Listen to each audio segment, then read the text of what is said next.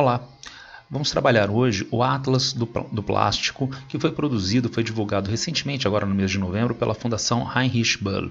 É uma documentação bastante interessante, um documento bastante interessante, porque ele mostra para a gente uma série de problemas socioambientais ligados à produção, ao uso, ao descarte do plástico. Socioambientais, problemas sociais, problemas ambientais, inclusive de saúde pública, que frequentemente são invisíveis para o consumidor. Vejamos então.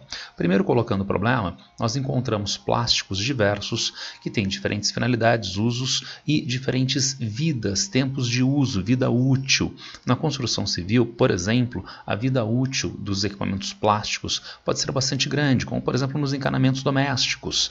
Nós temos vida útil na faixa de 35 anos. É esperado realmente, caso contrário, você vai ter vazamentos na sua casa. Mas e se nós tivermos plásticos de embalagens? Vida útil média de meio ano. Em 6 meses ele está descartado, mas aqui nós temos embalagens em geral. Nós temos embalagens, por exemplo, de produtos de limpeza doméstica. Se nós pensássemos exclusivamente nas embalagens plásticas ligadas à indústria de alimentos, esta vida útil é ainda menor. E quanto de plástico esses diferentes setores produzem? Os setores com vida útil mais longa, com vida útil mais curta. Vejamos. Por exemplo, o material industrial tem uma vida útil relativamente longa, olha, na faixa de 20 anos. Então, para o ano de 2017, cada símbolo representa 1 milhão de toneladas, foram 3 milhões de toneladas para máquinas industriais. Agora, os produtos de vida útil tão curta e que são descartados no meio ambiente tão rapidamente, esses foram, vejam bem, 158 milhões de toneladas no ano de 2017, já evidenciando um grande problema ambiental. Existem algumas empresas que são mais claramente responsáveis por essas embalagens, mas apesar de elas serem responsáveis pelas embalagens, elas não são responsabilizadas pela questão socioambiental. Vejamos. Olha aqui no nosso gráfico que mostra em um ano o descarte de embalagens da Coca-Cola, 3 milhões de toneladas, seguido pela Nestlé, 1,7 milhão, 750 mil da Danone, Unilever, 610 mil toneladas. Essas empresas, entretanto, se preocupam bastante com o processo de produção, com o consumo dos seus produtos, mas não com a destinação final destas embalagens. Quanto de plástico, então, nós já produzimos ao longo do tempo? Ora, o plástico, como nós conhecemos hoje, esse mundo de plástico, começou a se formar principalmente depois da Segunda Guerra Mundial, com novas tecnologias desenvolvidas depois da Segunda Guerra Mundial, aumentando cada vez mais desde os anos 1950 e na projeção até 2030. Em 2017 nós consumimos, como vimos aqui, olha só, mais de 400 milhões de toneladas de plástico. Mas vejam vocês, nós temos no intervalo do ano 2000 até 2017,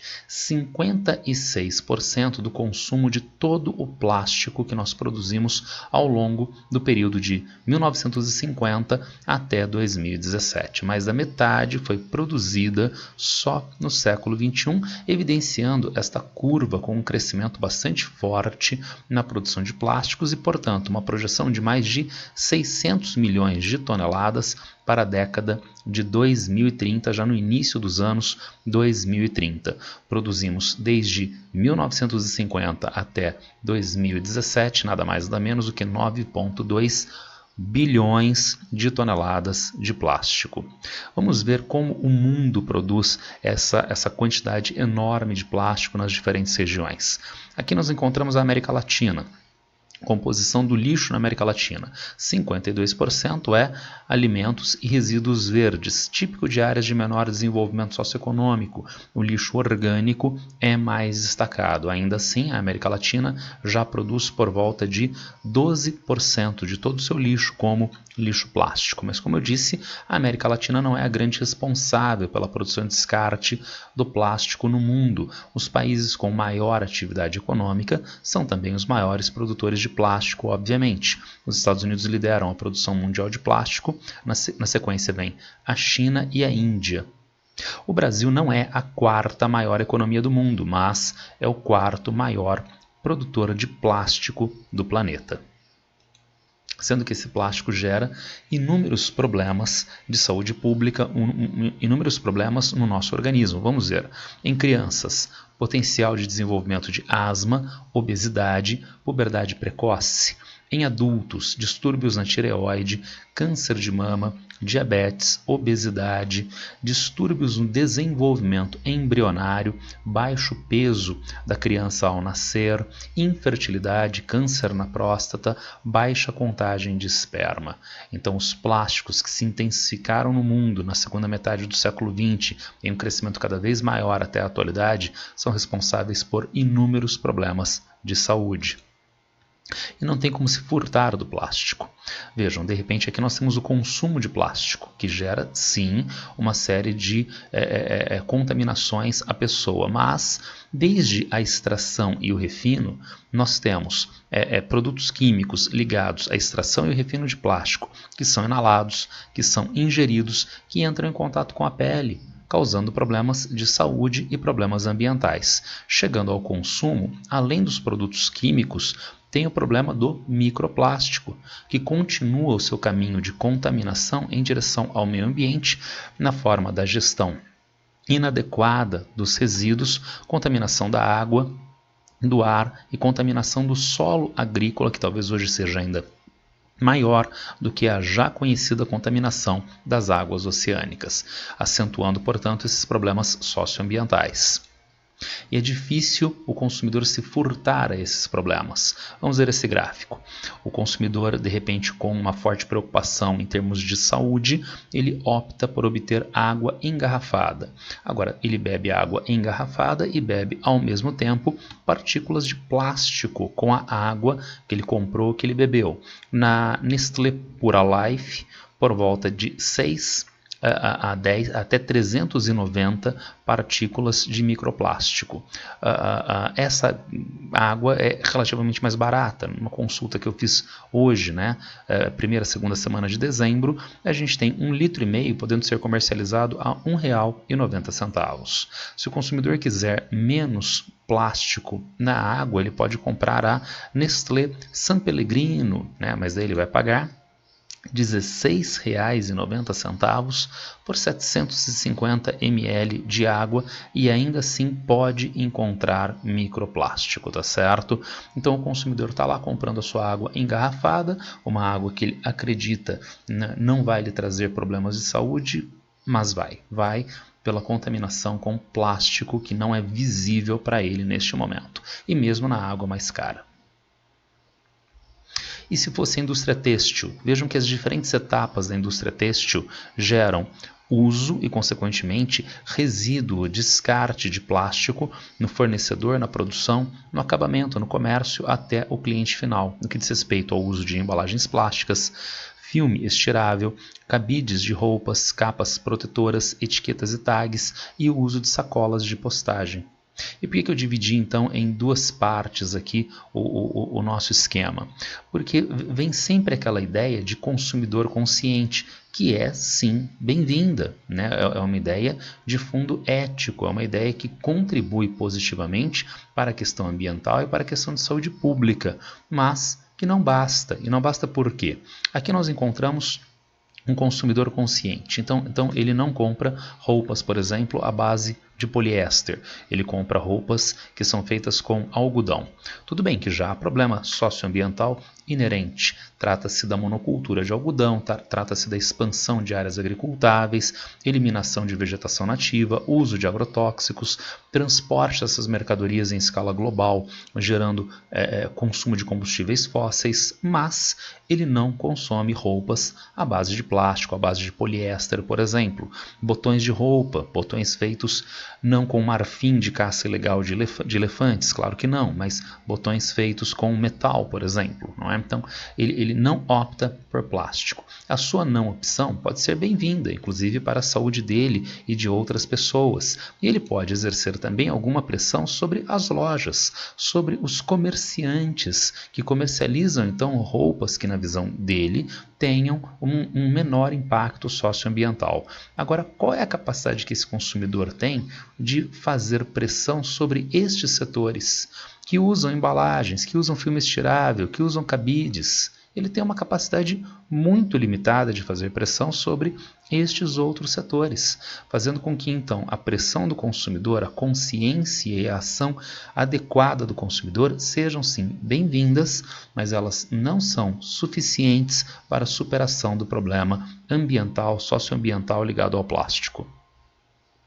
A indústria da moda é forte e impactante no que diz respeito ao uso de plásticos e no efeito estufa no aquecimento global antropogênico. Dá uma olhadinha no nosso esquema. Nós temos para o ano de 2015 706 bilhões de quilos de equivalente de gás carbônico. Gás carbônico equivalente de gás carbônico, significa então uma sigla do IPCC, o painel intergovernamental da ONU para Mudanças Climáticas, que vai colher todos os gases de efeito estufa gerados por um determinado processo de produção e converter para o aquecimento equivalente, como se fosse gás carbônico, tá certo? O mais conhecido gás carbônico. São 706 bilhões de quilos de gás carbônico equivalente que são eliminados na atmosfera. Esse número é um absurdo. Então, como a gente poderia ter uma maior materialidade, né, enxergar este número mais facilmente? Todos nós sabemos que as usinas térmicas a carvão são fortes impactantes do ponto de vista ambiental. Esse valor de 706 bilhões é emitido anualmente por 185 centrais térmicas a carvão. Lembrem-se que esses números foram checados pela agência Lupa, tudo bem? É o equivalente de abastecimento de 64 milhões de casas americanas, país de alto desenvolvimento socioeconômico, e que gera um consumo de energia elétrica bastante grande nos seus domicílios. O equivalente a 234 milhões de hectares de floresta, o tamanho da Argélia. 1,6 bilhão de barris de petróleo, quase 150 milhões de automóveis, um carro para cada habitante. Na Rússia, é a eliminação de gás carbônico, equivalente de gás carbônico, de aquecimento global antropogênico, para um ano da indústria têxtil. Tudo bem? Trata-se então de uma indústria forte e impactante do ponto de vista do uso dos plásticos e do aquecimento global antropogênico, inclusive porque nós sabemos que é a indústria da moda, então tem um consumo e um descarte no menor tempo possível. Vejam vocês, nós temos tradicionalmente a ideia de moda primavera-verão, moda outono e inverno, tá certo? Dependendo do hemisfério norte ou sul, é claro, tá certo? Então, nós temos 2 ciclos de roupas de produção por ano, mas o capitalismo adora uma compressão espaço-temporal para ele encurtar o processo de produção, venda e reprodução do capital. Então, que tal o desenvolvimento do fast fashion? Então, a moda rápida, através da qual, ao invés de 2 ciclos por ano, nós temos 50 ciclos por ano. E dessa forma, nós temos problemas socioambientais mais graves. Além dos problemas ambientais, superexploração do trabalho em vários países. E vejam como o plástico entra no fast fashion. Porque as roupas podem ser de algodão e, como eu falei, causam problema socioambiental na agroindústria do algodão e assim sucessivamente. Mas o algodão é relativamente mais caro.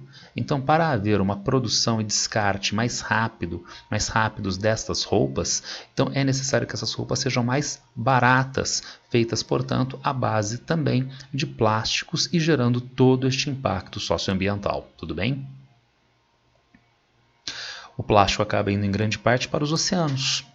O Oceano Pacífico, onde nós encontramos o despejo de plástico desde a China, Japão, Estados Unidos, é onde nós mais encontramos macroplástico, mesoplástico e as diferentes categorias de microplástico. Os animais, por exemplo, as baleias, né, que comem crustáceos, elas acabam ingerindo enormes quantidades destes plásticos, prejudicando a sua vida, tá certo? No Oceano Índico, onde nós temos a Índia, terceiro maior produtor mundial de plásticos, nós também encontramos uma enorme contaminação, seguida do Atlântico Norte. Destacaria, entretanto, para vocês aproximadamente esta região do Oceano Pacífico Norte, onde nós encontramos o estado do Amazonas. O Amazonas está aqui, na verdade, no Brasil, mas é uma área do tamanho do estado do Amazonas no Brasil, 1,5 milhão de quilômetros quadrados, de uma ilha flutuante de plástico. Pela movimentação de correntes marinhas, o plástico dos oceanos acabou se concentrando nesta área, formando uma enorme ilha do tamanho do estado do Amazonas de plástico flutuante no Pacífico Norte. Essas indústrias são então algumas das grandes responsáveis pela produção do plástico no mundo, mas são empreendimentos complexos, frequentemente invisíveis ao consumidor e causadores de grandes problemas ambientais e de saúde pública, como nós vimos, por exemplo, na indústria têxtil. Há uma clara ligação entre o nível de desenvolvimento socioeconômico e a produção e o descarte de plástico. Vejam geração de resíduo por pessoa em 2016.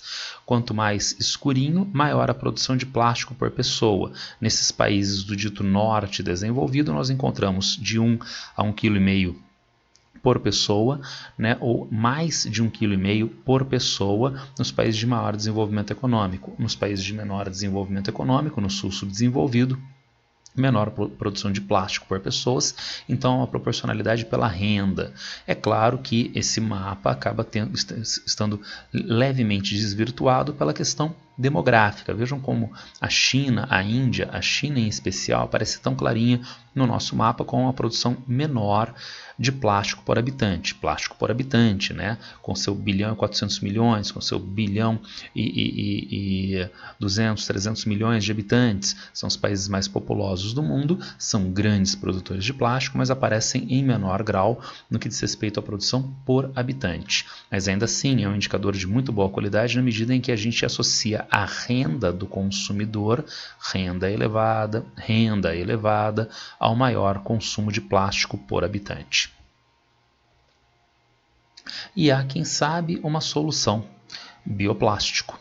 Mas, estranhamente, o Atlas do Plástico já colocou o bioplástico, que vem com esse prefixo, né, eco, bio, né, colocou entre aspas. Mas por quê? Será que não é uma solução? Bem, o Atlas do Plástico colocou entre aspas. Eu já coloquei aqui para vocês, falsa solução. Plástico feito à base de produtos agrícolas, né? Daí o chamado bioplástico, que é apresentado pela indústria do plástico como uma solução socioambiental, porque é plástico que não vem de combustíveis fósseis, é plástico que vem da produção agrícola, é plástico então que seria biodegradável e que não impactaria o meio ambiente. A Ásia lidera a produção de bioplástico na atualidade, 55%, seguido pela Europa, 19%, Estados Unidos, 16%. Sabemos que na Europa o Partido Verde teve grande crescimento nos últimos tempos e vejam, por exemplo, a produção de bioplástico. Mas será que o bioplástico é realmente uma solução? Vamos começar a ver como não é uma solução. Primeiro, está marcado aqui, olha, deixei destacado para vocês, bioplástico não biodegradável e biodegradável. Não biodegradável por quê? Porque ele demanda mais ou menos complexos processos industriais para a compostagem, para a sua degradação, para a sua biodegradação. Então não é um plástico que simplesmente na natureza vai se biodegradar. Ele demanda um processo industrial, um processo complexo, um processo que consome fontes de energia para efetuar esta biodegradação. Vejam, nas embalagens rígidas, a maior parte do chamado bioplástico é não biodegradável.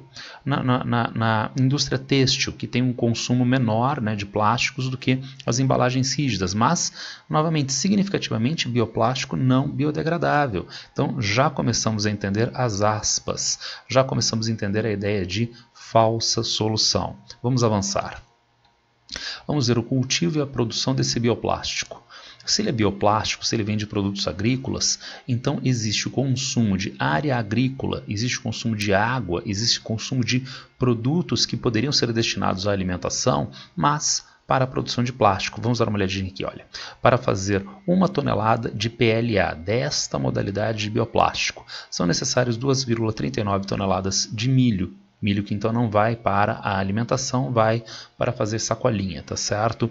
0,37 hectare de terra e quase 3.000 metros cúbicos de água, envolvendo, portanto, o conceito de água virtual. Então eu não vejo o consumo de água em uma sacolinha plástica que vem marcada de bioplástico, mas o seu processo de produção, 1 tonelada dela, consumiu quase 3.000 metros cúbicos de água. Há uma vantagem, sempre tem que haver alguma vantagem para que haja essa chancela bio-eco antes do produto. A vantagem é que o PLA feito de amido de milho consome menos energia no processo de produção do que os plásticos convencionais concorrentes. Mas vamos a outros problemas. Uso e descarte. Sacolas de bioplástico são frequentemente utilizadas para o descarte de lixo orgânico. Então trata-se de um consumidor consciente, ele separa o lixo na casa dele. Ele separa plásticos, metais, lixo orgânico. E o lixo orgânico ele tem o cuidado de não colocar numa sacolinha qualquer. Ele coloca em uma sacola de bioplástico que vem com a ideia de ser biodegradável. Mas o bioplástico no qual ele colocou a sacolinha é bioplástico que exige compostagem industrial. Então, ao invés de ele destinar esse lixo orgânico a uma destinação que seja ambientalmente menos impactante, não. Ele selou esse lixo orgânico numa embalagem que vai demorar décadas, séculos para se decompor. E finalmente vem o descarte. O bioplástico que vai para o mar não se decompõe. E entra naquele lixo de mesoplástico, de macroplástico, de microplástico que nós vimos nos slides anteriores. Além da contaminação do solo agrícola. Se você coloca a embalagem de bioplástico não biodegradável no seu jardim conscientemente esperando que haja degradação, você vai simplesmente poluir o seu jardim porque ele não vai se degradar. E finalmente, como é um processo industrial complexo, boa parte do bioplástico acaba sendo incinerado, aumentando o problema dos gases de aquecimento global antropogênico. Plásticos biodegradáveis, mais então problemas do que soluções. Nós temos os oxibiodegradáveis, os hidrobiodegradáveis, os compostáveis propriamente e o chamado bioplástico ou plástico verde. Nós vamos nos concentrar principalmente nesses dois. Esse aqui, fontes renováveis a partir do milho, mandioca, batata, beterraba, entre outros. E esse daqui, esse tem como fonte, vejam vocês, pode ser misturado ao polietileno convencional, desde que tenha pelo menos 51% de polímetro verde em sua composição. Então, o chamado bioplástico ou plástico verde, ele pode ter até 49% de plástico convencional. Botou 51% de plástico que é de origem agrícola, pronto, ele ganha um selo lindinho chamado I'm Green. E daí o consumidor vai lá e compra achando que é um plástico de muito melhor qualidade ambiental. Há um custo muito alto. 5 a 15% para os oxibiodegradáveis, 4 a 10 vezes para os hidrobiodegradáveis, os compostáveis, que a gente vai começar a ver, são os de menor impacto socioambiental, 3 a 4 vezes mais caros. E como esse plástico aqui é uma loucura, não é? Porque ele recebe esse selo, não sei exatamente porquê, então mal dá para você aferir, para a gente aferir o valor desse plástico a mais ou a menos. Forma de decomposição. Aqui nós encontramos decomposição orgânica, ou seja, a decomposição como os resíduos orgânicos em geral, como o resto de alimentos e detritos. Ele é de fato compostável, natural, simplesmente. Agora, esse daqui é formado por quase metade de plástico convencional. Então, ele não, todo esse plástico não é simplesmente biodegradável e se presta no limite à reciclagem, que nós já vamos ver, pode ser bastante problemática. Avançando. Nós encontramos tipos de decomposição. Aqui nós encontramos os compostáveis. Tempo de decomposição que pode variar de 2 a 9 meses, gerando um material rico em nutrientes para a terra. Como aqui quase metade dele é de plástico convencional, demora 400 anos para decomposição. Todos eles apresentam problemas. Ciclo de vida é o mesmo do plástico convencional e o selo I'm Green pode dar a falsa sensação que está sendo utilizado um produto biodegradável cujo resíduo será rapidamente decomposto. Outro problema é a produção de cana-de-açúcar por meio de monocultivos competindo com a produção de alimentos. Lembra do nosso esquema anterior? Daí o rapazinho pega esse bioplástico ou plástico verde, coloca o seu lixo orgânico e enterra no quintal. Beleza, ele vai ter um zumbi de lixo orgânico daqui 400 anos ainda no seu quintal, tá certo? Agora, esse daqui compostável não gera problemas? Gera sim, dá uma olhadinha. Comparativamente é a melhor opção. Por falta de informação, muitas vezes acabam tendo sua destinação final para cooperativas de coleta seletiva e aterros sanitários. Resultado, eu não sei que ele é compostável e coloquei este plástico junto com a reciclagem de plásticos convencionais. Resultado, ele vai ser, por exemplo, reciclado ou queimado, ou vai ser incinerado e não vai ter essa destinação, tudo bem? Ainda há um outro problema. Esse plástico aqui foi marcado no final, ele concorre com a cana-de-açúcar, então é a área de plantio de cana. Mas nós vimos ali no começo, não vimos não? Então vejam aqui, ó, ele é produzido a partir de milho, mandioca, batata, beterraba.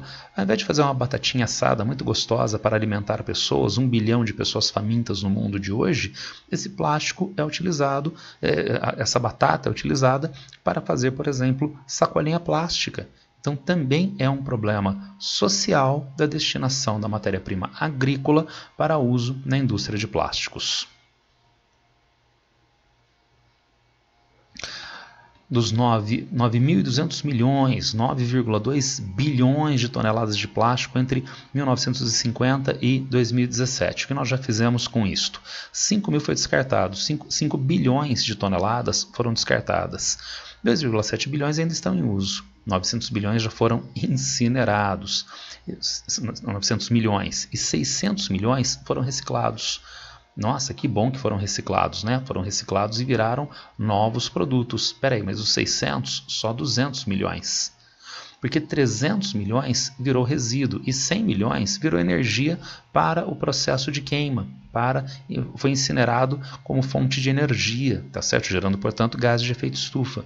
Inclusive, vejam vocês, desde a reciclagem dos 600 milhões, 300 virou resíduo. E por quê? Porque a reciclagem do plástico não é igual à reciclagem do vidro ou do metal. Vidro e metal são recicláveis de fato, porque eles têm reciclagem indefinida. Você pode reciclar quantas vezes você quiser o metal, mas o plástico não. Há limites, há aumento de degradação do material, havendo eventual descarte do material. Então não é reciclagem propriamente. A reciclagem é do metal, porque você dá uma outra destinação, havendo, lembrem-se, o problema de consumo de fontes de energia. Porque o metal que é destinado à reciclagem, ele não vira um outro produto do nada, ele consome também fontes de energia e novas matérias-primas, mas aqui há um limite. Se há um limite, então eventualmente esse plástico vai ter que ser descartado. Essa reciclagem, então, é reciclagem de ciclo aberto, é subciclagem, é downcycling. É, na verdade, um atraso da geração de resíduo. Eu consumi o plástico. Ao invés de eu jogar fora ele imediatamente, causando impacto ambiental, eu disponho a reciclagem. Mas, cedo ou tarde, esse plástico que foi destinado à reciclagem não é mais passível de ser reciclado e, portanto, vira resíduo. A reciclagem de plástico não é reciclagem em si, é reciclagem de ciclo aberto, é um atraso na geração de resíduos. E, portanto, esses 9,2 bilhões de toneladas, mesmo reciclados, vão acabar cedo ou tarde virando resíduo. E para onde vai esse plástico para reciclagem? Historicamente, ele vai para a China. Mas a China, nos últimos anos, mudou as suas regras de aceitação de plásticos de outros países para processos de reciclagem, por motivos socioambientais. Estava causando um crescente impacto ambiental na China e gerando contaminação à sua população. Além disso, a China se projeta como potência mundial e não fica bem para uma potência mundial receber o lixo do mundo inteiro.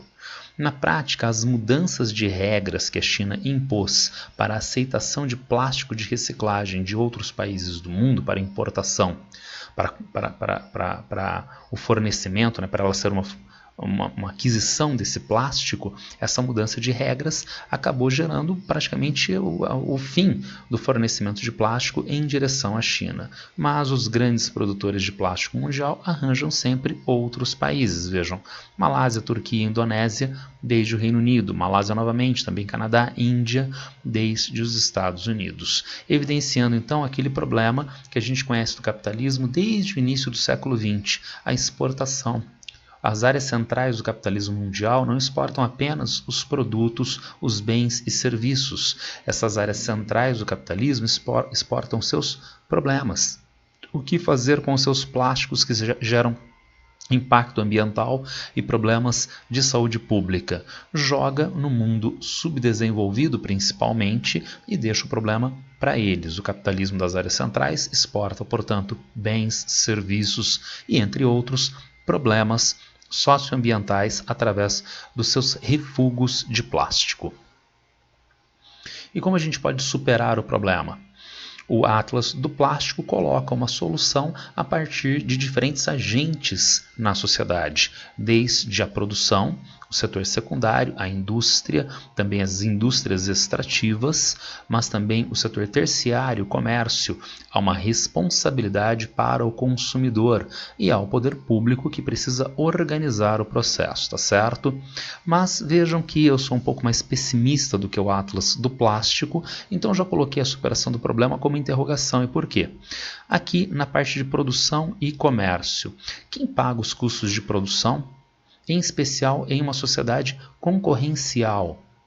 Então, eu sou uma empresa ou um setor que lida com plásticos. A minha empresa tem consciência ambiental, socioambiental e produz de forma a minimizar ao máximo os impactos socioambientais. Isso gera um custo. E a outra empresa não faz a mesma coisa. Consequentemente, a outra empresa reproduz capital mais facilmente do que eu, investe muito mais, acessa mercado consumidor e a minha empresa vem a falir. Dentro de uma lógica concorrencial, então como é que a gente vai gerenciar esses maiores custos de produção? Como nós vamos gerenciar as externalidades? O que é externalidade? São custos de produção que não precisam ser absorvidos pelo produtor, que podem ser jogados à sociedade ou ao restante da cadeia produtiva. Vamos imaginar uma bacia hidrográfica, por exemplo, onde haja uma empresa privada de captação, tratamento e disponibilização de água à população. É uma empresa privada, tá? É uma concessão pública, por exemplo, tá certo? Ela está rio abaixo, ela está a jusante de uma outra empresa, uma empresa química, uma empresa têxtil, né, que faz também captação de água no rio acima. E acaba gerando poluentes químicos, né, resíduos sólidos na água que vai rio abaixo. A empresa de captação de água para abastecimento público tem, portanto, um custo de tratamento de água muito maior, porque a empresa rio acima poluiu o rio e não tratou. De quem deveria ser este custo? Da empresa que poluiu, mas ela joga no rio sem fazer o tratamento. Joga esse custo, portanto, para a outra empresa que tem que fazer a captação de água, que tem que fazer o tratamento de água. Então ela gerou uma externalidade, ela tem um custo de produção que ela não pagou, ela jogou para outro ente na sociedade. Agora, se eu pensar em empresas a montante e a jusante no rio, eu posso pensar em uma legislação que seja obrigativa de uma ou outra empresa atuar nesse sentido. Agora, se eu pensar em cadeias produtivas complexas em escala mundial, em diferentes países, com diferentes legislações, como eu posso gerenciar, então, na produção e comércio, essa concorrência, essas externalidades? Então é mais fácil colocar que a solução passa por aqui do que efetivar, de fato, esta solução. E aí a gente passa para o governo. O governo tem que criar as leis. Mas o governo não é um ente em separado da sociedade. Quais são as condições políticas para viabilizar o processo diante das assimetrias de poder e informação na sociedade? O governo reage à pressão que a sociedade tenha. E essa pressão se dá de forma distinta mediante poder econômico, acesso à informação, grandes grupos empresariais que inclusive têm grandes lucros e geram enormes externalidades com o plástico, têm uma capacidade de pressão sobre o governo muito maior do que ONGs, muito maior do que a academia, muito maior do que os consumidores finais.